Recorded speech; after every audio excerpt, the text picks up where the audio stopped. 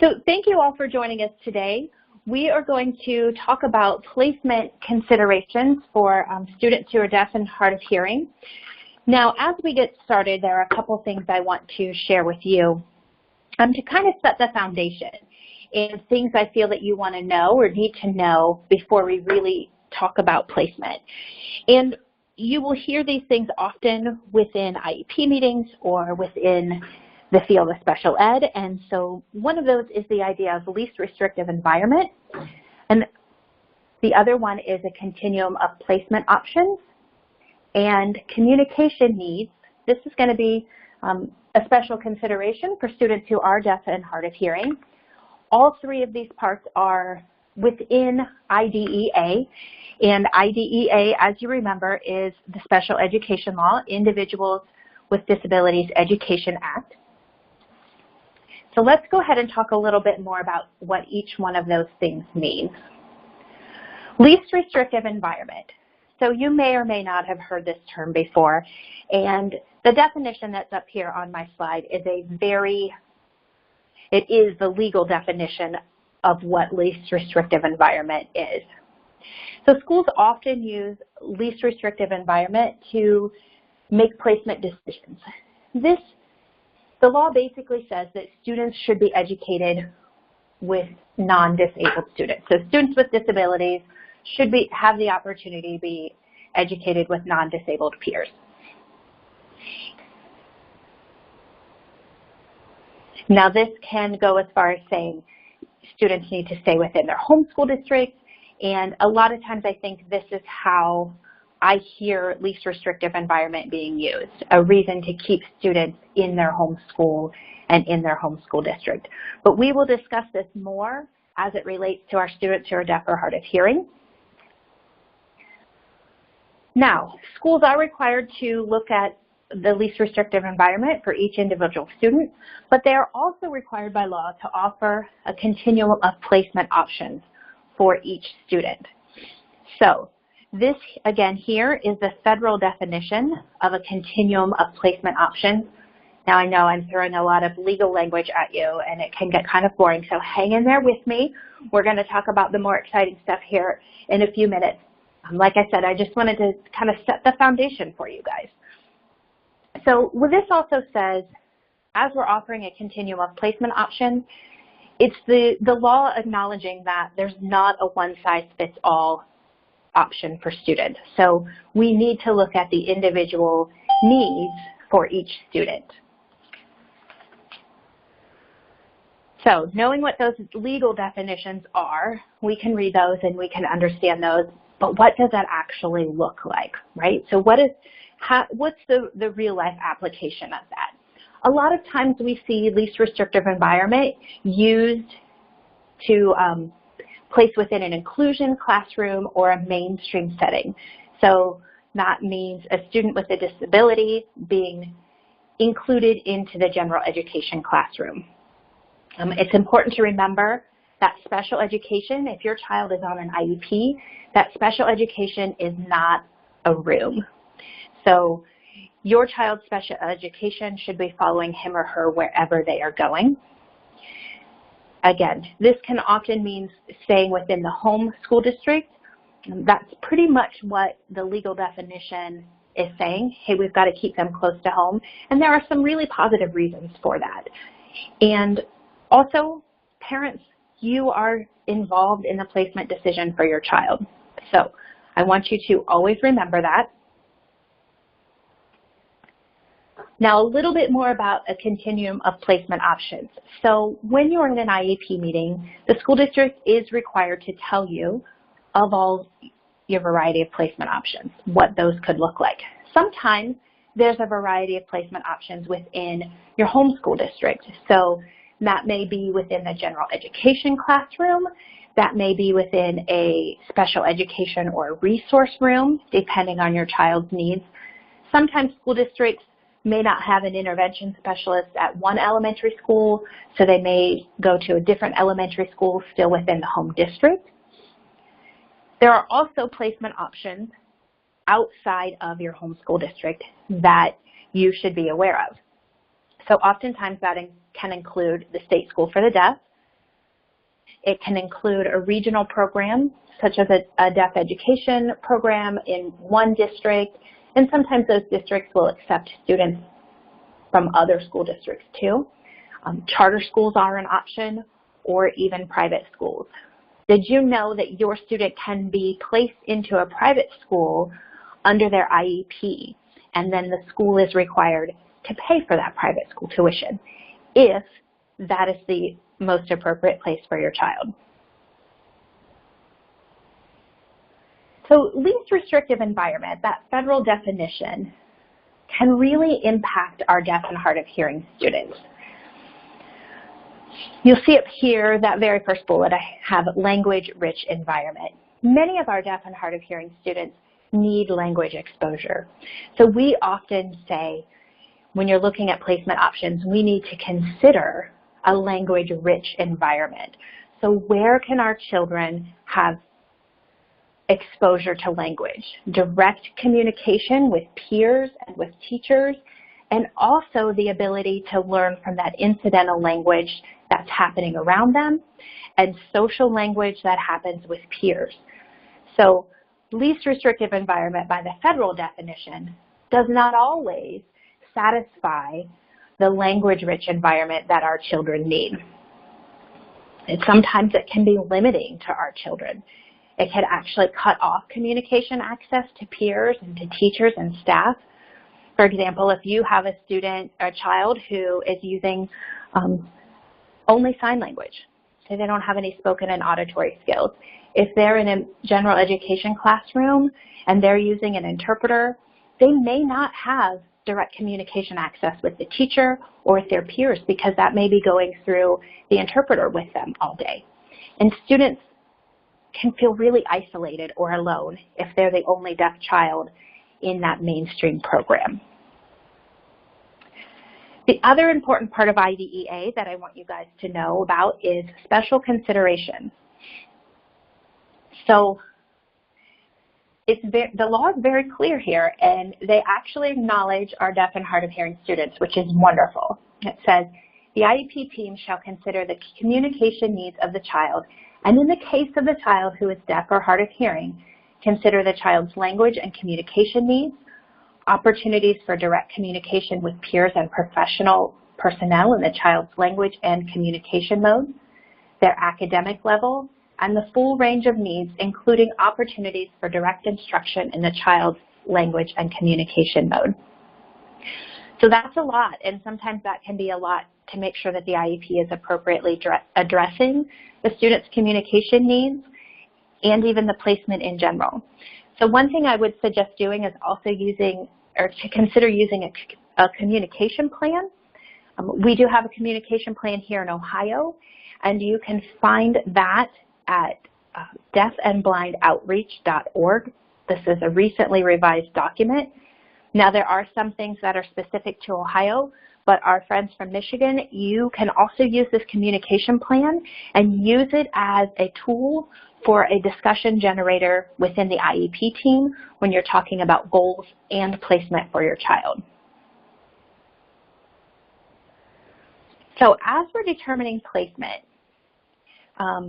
this is where we're going to talk a little bit more, hopefully more of the fun stuff and not kind of that legal boring stuff, but you want to know what your placement options are for your child. So make sure, if you don't know what those options are, you've asked the school district or you've asked your network of parents within your area. Where does your child go to school? How did you find out about this program? And once you know about those options, narrow down what might be a good placement for your child and take a tour. Take a tour of all those options. I really encourage you to do that. And take your child with you. They need to see what that school is like and what the peers are like. And as you observe your child on that tour, you'll know if you think it's going to be a good fit or not. On the Hands and Voices website, there are the Park Readiness and Placement Checklist. These are really good tools for you to take with you when you're visiting other placement options. So you're visiting schools. They look at the individual needs of your child and what the program can offer and help you determine if that will be a good fit or not. If you're looking at another placement option for your child, you'll want to review your student's progress and the most recent assessment and evaluation, see where they're at academically, and you'll also want to review your child's strengths and their needs. And then lastly, because placement for your child is an IEP team decision, you'll want to call an IEP meeting. I think most important for parents, we have to be knowledgeable about our options. We have to be prepared as we go into that IEP meeting, and we have to be ready to advocate for our child and their placement too. So as you're looking and thinking about your IEP meeting, things you want to consider in regards to the actual placement. So where you've gone to take a tour, what are my placement options? At each school, you'll want to look at kind of what's the philosophy of the center. Again, what's the language-rich environment? So you'll want to look at that federal definition of LRE, least restrictive environment, but also the language-rich environment. Where will they get the most language exposure? You'll want to consider the listening environment. If you have a child that's wearing bilateral implants and using spoken English to communicate, what's that classroom sound like? Is there a difference between school placements? Where will they be able to access spoken language better? You'll want to think about the location of the school or the program. Is it too far away for your child? Along with consider the age of your child. What are the academic standards and the outcomes within that district or program that you're looking at? What extracurricular programs and options do they have? What about the availability of related service providers for your student? Do they have an educational audiologist on staff or in the building or on a contract basis? Do they not have an audiologist at all? Do they have a teacher of the deaf or hard of hearing? Are there educational interpreters at the program already? Are there more than one interpreter that your child will have the opportunity to interact with?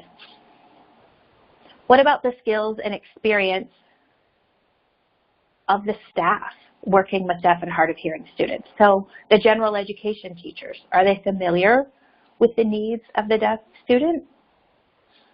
What about the intervention specialist or the speech language pathologist or other service providers? And what about the availability of our deaf and hard of hearing peers and role models?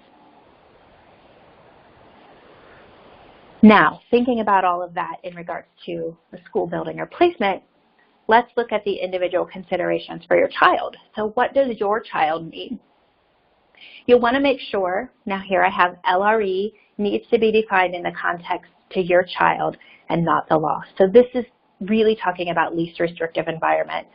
Where is your child going to have the most freedom to communicate and interact with teachers and peers and school staff? What's your child's current academic levels? Are they ready to be transferred to a new program? Will they be able to keep up with the curriculum that is in another program setting? What's your child's communication mode and language preference? Does that match where your child is going or the center philosophy? What about the social needs for your child? And the opportunities for direct instruction. So if your child is using sign language, is there a teacher there who can sign with them and teach them directly, or will that go through an interpreter? Or if your child's using spoken language, does the staff understand the needs and the way that your child is hearing and accessing information? Is your student ready for a new placement? And lastly, after you've already toured the schools, what's your child think? What's their input and what's their preference?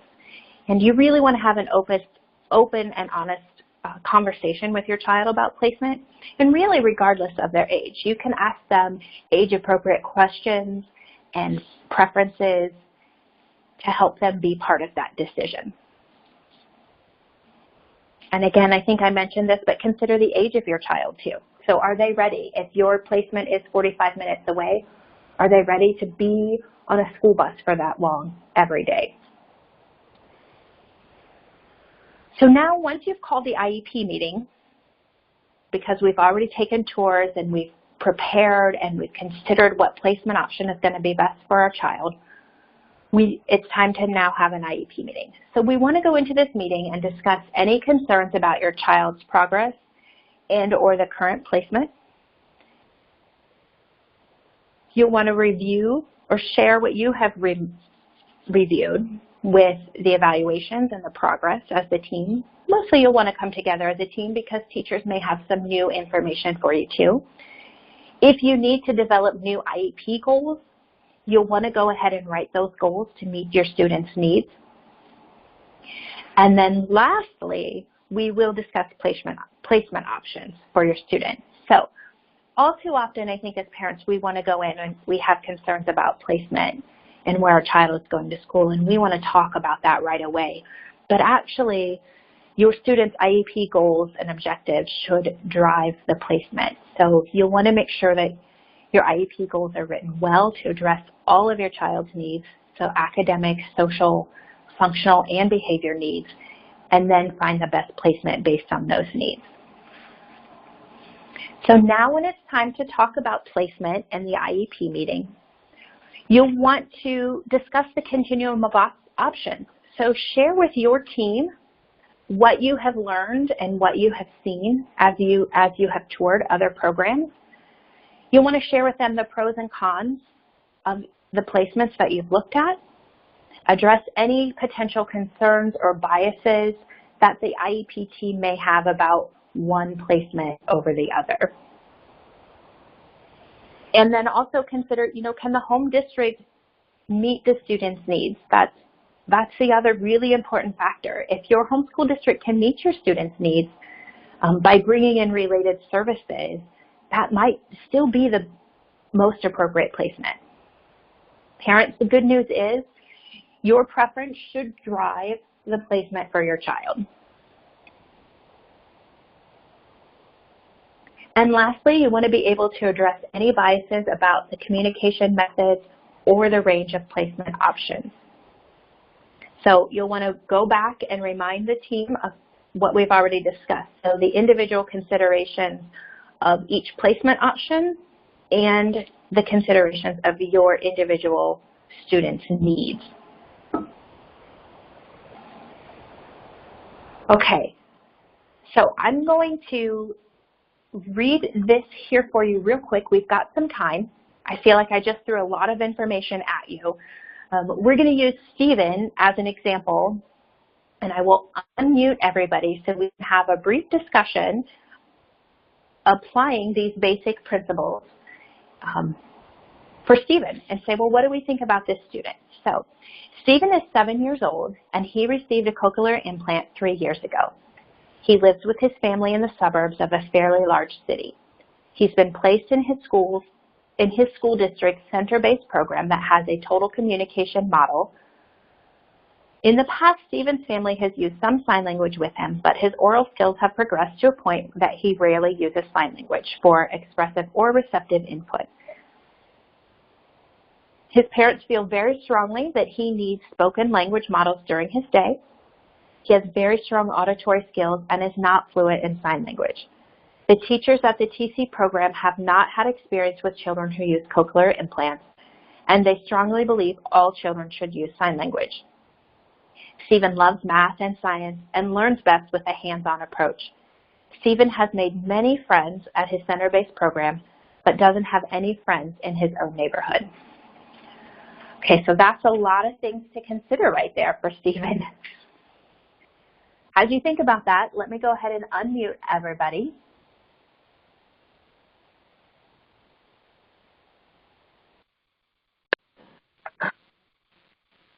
Okay, everybody is unmuted. If anybody would like to share their thoughts about Stephen's placement or things to consider as his parents are looking at placement, remember those 3 common factors we talked about with IDEA were the communication needs of the individual student, Stephen's least restrictive environment, and his continuum of placement options. All right, anybody want to start?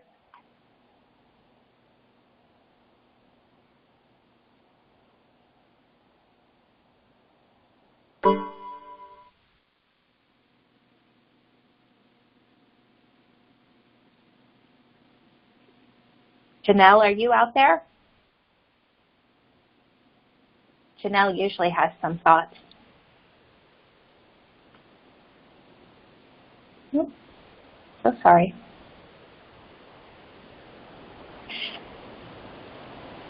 Oh, Janelle can't talk to us today. Her speaker is broken. All right. So let me just tell you, as I was looking at this particular case study, the things that stood out to me in regards to individual communication needs and least restrictive environment and his placement options. I really stuck out was, he has friends at his center-based program. There appears to be a difference in philosophy. So the teachers want all students to use sign language, but Stephen's not using sign language at this point. If I were Stephen's mom, I think it would definitely be a consideration of, is this the continued best placement for him? Or is it time for him to go to a different program? If Stephen stays in that program, is there an option for the teachers and the staff to get some additional training to work with students who use cochlear implants and understand the difference between the philosophies of total communication and spoken language? So those might be options too. All right. So as we wrap up, I'm going to go ahead and wrap this up because we are getting close to our time. Just a couple takeaways that I want you guys to all remember. That placement is not a one-size-fits-all decision or approach. It's really based on your child's individual needs. And parent and student preference should drive this placement.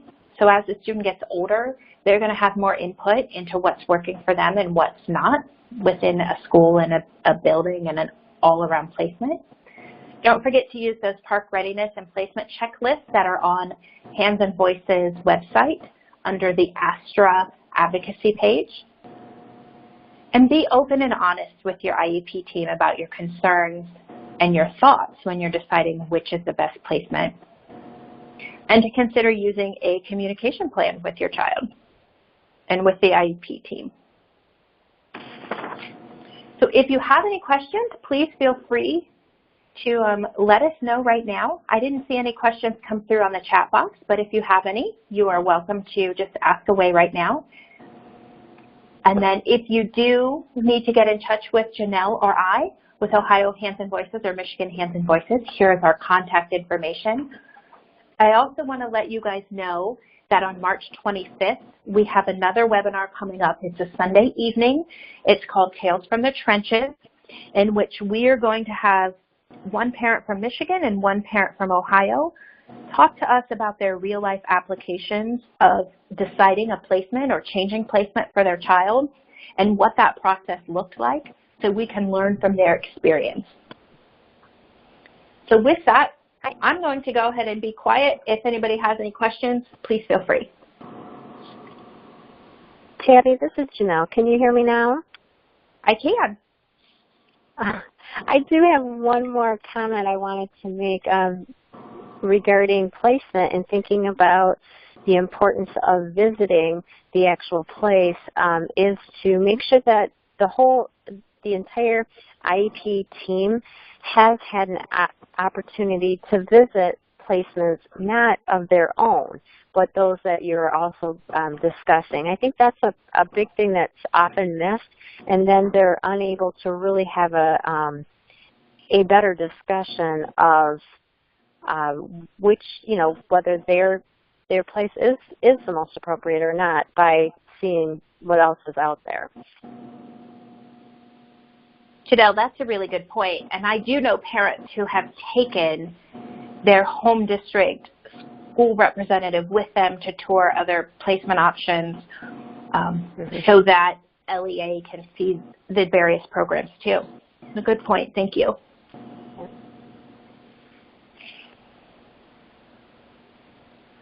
All right. Well, I want to thank you all for joining us today. It is 12:30 now, and I like to keep everybody on time because I know you have lunch breaks and you need to get back to work and you still might need to eat. So thank you all for joining us. We really appreciate it. And again, if you have any questions, or need any help, please feel free to reach out to Ohio Hands On Voices or Michigan Hands On Voices. Thank you all and have a great day.